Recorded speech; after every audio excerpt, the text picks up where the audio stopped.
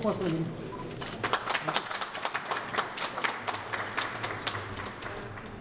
चलो बेटा पीछे। के टेक्नोलॉजी सेक्टर में अगले 2-3 वर्षों में आर्टिफिशियल इंटेलिजेंस तथा इंडस्ट्री 4.0 स्किल्स की क्षमता वाले 10 लाख से अधिक इंजीनियरों की आवश्यकता होगी।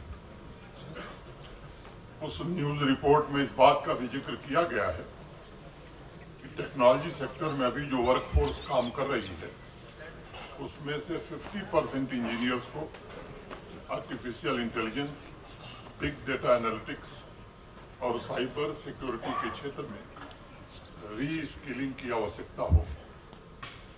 मैं यहाँ उपस्थित सभी फैकल्टी मेंबर्स, स्टूडेंट्स से कहना चाहूंगा कि यह न्यूज रिपोर्ट टेक्नोलॉजी सेक्टर में तेजी से हो रहे बदलाव के साथ साथ इस बात का भी प्रतीक है कि इंजीनियरिंग और टेक्नोलॉजी एजुकेशन में भी अब व्यापक परिवर्तन की आवश्यकता है और इंडस्ट्री की जरूरत के हिसाब से, डिमांड के हिसाब से एकेडमिक कोर्सेज में परिवर्तन, ट्रेनिंग और इनोवेशन कल्चर को प्रमोट करना होगा। आज किसी भी इंजीनियरिंग कॉलेज के सामने सबसे बड़ी चुनौती है कि वह रिलेवेंट कैसे बना रहे और वो तभी संभव है जब कॉलेज इंडस्ट्री की जरूरतों को पूरा कर सके। मुझे अत्यंत प्रसन्नता है कि राजा एजाज अली साहब और उनकी टीम मिलकर artificial intelligence, computer science, IT engineering जैसे अनेक विस्तृत कोर्सेज के अलावा व्यापक स्तर पर सर्टिफिकेट कोर्स भी शुरू करने जा रहे हैं जो इनोवेशन तथा एंटरप्रेन्योरशिप को निश्चित रूप से आने वाले दिनों में बढ़ावा देगा। वर्तमान समय में भारत के टेक्नोलॉजिकल सेक्टर का टर्नओवर तकरीबन $250 अरब है और ये हमारी अर्थव्यवस्था में महत्वपूर्ण भूमिका का निर्वहन कर रहा है। लगभग 54 लाख इंजीनियर सीधे तौर पर आज इस सेक्टर से जुड़े हुए हैं, लेकिन आज इस सेक्टर के सामने जो सबसे बड़ी चुनौती है, इंजीनियर्स के मौजूदा स्किल्स और इंडस्ट्री की जरूरत के बीच तालमेल कैसे बैठाया जाए। अभी कुछ दिन पहले एक रिपोर्ट में देख रहा था TCS, Tata consultancy services limited का। ऐसी आईटी कंपनी वर्कफोर्स के स्किल्स और मौजूदा जॉब्स की पोजीशन के लिए आवश्यक स्किल्स के मिसमैच से आज जूझ रही है, संघर्ष कर रही है। इसी वर्ष जून महीने में TCS ने कहा था कि स्किल्स की कमी के कारण वो 80,000 नौकरियों की वैकेंसी को भरने में असमर्थ है और इसलिए अब उन्होंने आर्टिफिशियल इंटेलिजेंस की ट्रेनिंग वाले इंजीनियर्स की संख्या को 2 गुना करने का प्रयत्न प्रारंभ किया है। इन आंकड़ों के माध्यम से मैं सिर्फ ये बताना चाहता हूं कि आजकल आए दिन सोशल मीडिया पर जिस तरह की बातें होती हैं कि साहब इंजीनियरिंग ग्रेजुएट्स के लिए तो नौकरी है ही नहीं, उनका कैंपस प्लेसमेंट पहले की तुलना में काफी कम हो रहा। मुझे लगता है ये बातें बेबुनियाद हैं। आज इंजीनियरिंग और टेक्नोलॉजी की कंपनीज में प्रोफेशनल्स की मांग बढ़ रही है। वर्तमान समय में इंडस्ट्री के लिए आवश्यक स्किल्स वाली वर्कफोर्स की ही वैकेंसी बढ़ रही है और अगर आपके पास स्किल सेट है तो आपको नौकरी या जॉब की कमी नहीं है। लेकिन हाँ, अब हमें इस तथ्य को स्वीकार करना होगा कि सिर्फ डिग्री अब काफी नहीं है। अब डिग्री और उससे जुड़ा हुआ स्किल सेट वर्तमान समय की आवश्यकता के अनुरूप है कि नहीं है, ये ज्यादा महत्वपूर्ण हो गया है। मई जून के महीने में एक रिपोर्ट आई थी कि बड़े बड़े कॉलेज के हजारों इंजीनियरिंग ग्रेजुएट का कैंपस प्लेसमेंट नहीं हुआ।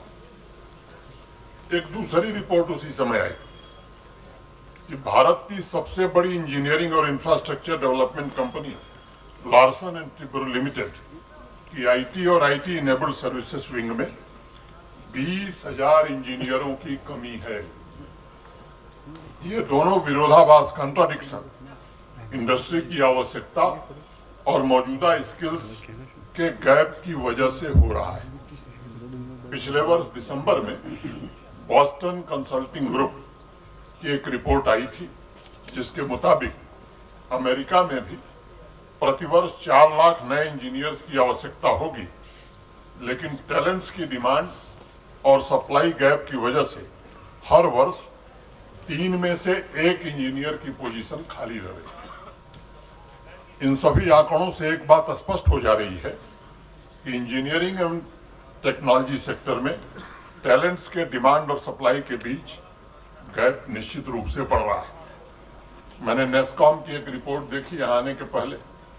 उस रिपोर्ट का अनुमान है कि 2028 आते आते टैलेंट्स के डिमांड और सप्लाई में जो गैप है वो लगभग 29% हो जाएगा।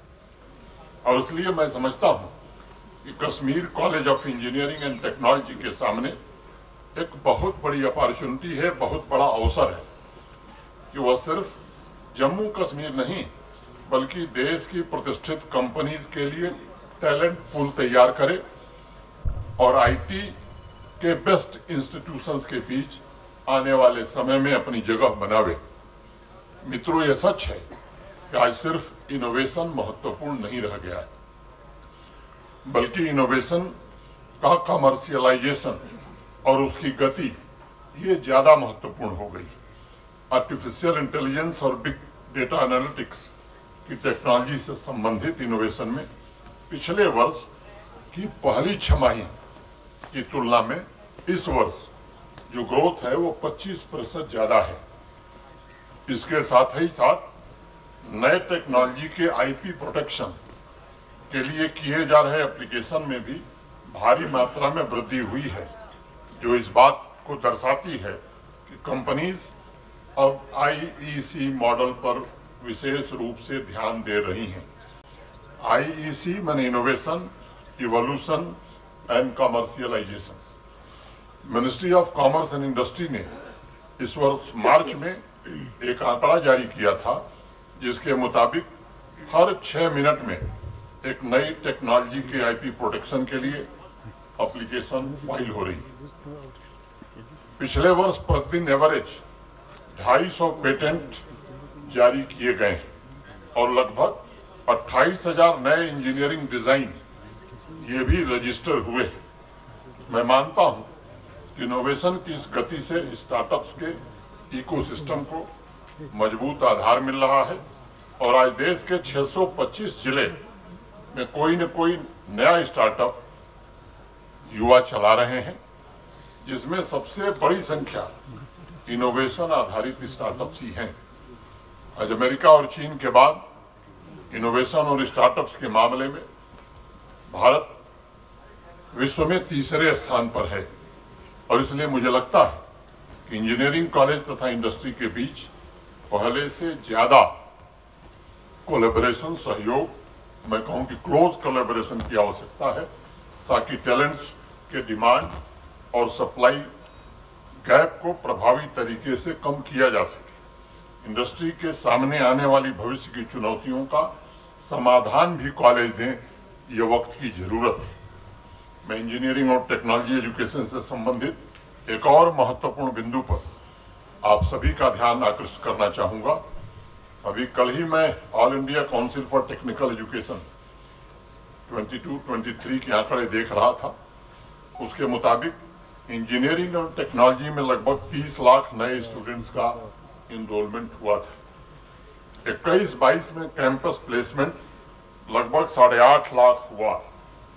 यह आंकड़ा इंडस्ट्री तथा एकेडमिक के बीच डिस्कनेक्ट को भी इंगित करता है और जिस बात की मैं चर्चा भी कर रहा था, मेरा सुझाव होगा, सजेशन होगा कि इस डिस्कनेक्ट को खत्म करने के लिए डेडिकेटेड स्किल कोर्स, एकेडमिया तथा इंडस्ट्री के बीच क्लोज कोलैबोरेशन, यही एकमात्र समाधान है।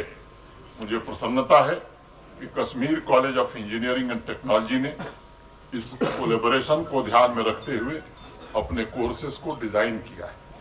मेरा विश्वास है इसकी प्रासंगिकता भविष्य में भी निरंतर बनी रहेगी।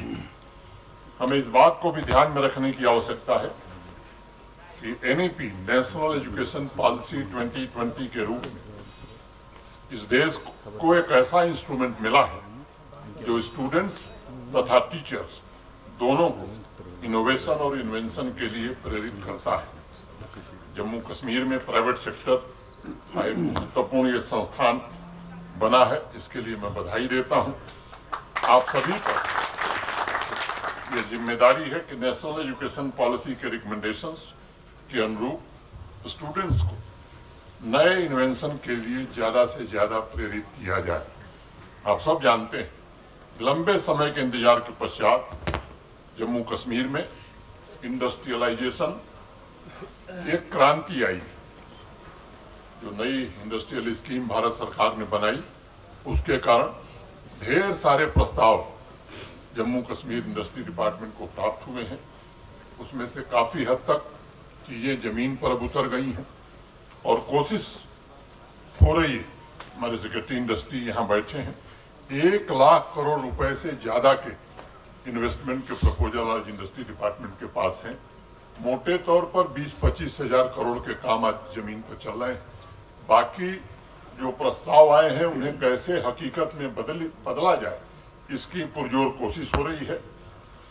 माननीय प्रधानमंत्री जी के नेतृत्व में स्टार्टअप्स, इनोवेटर्स तथा यंग एंटरप्रेन्योर्स के लिए एक बेहतरीन वातावरण तैयार हो रहा है और एंटरप्रेन्योरशिप के इकोसिस्टम को प्रोत्साहन भी मिल रहा है। मुझे विश्वास है इस संस्थान के टैलेंट्स जम्मू कश्मीर में स्टार्टअप्स, इनोवेशन तथा एंटरप्रेन्योरशिप में एक नई क्रांति को जन्म देंगे।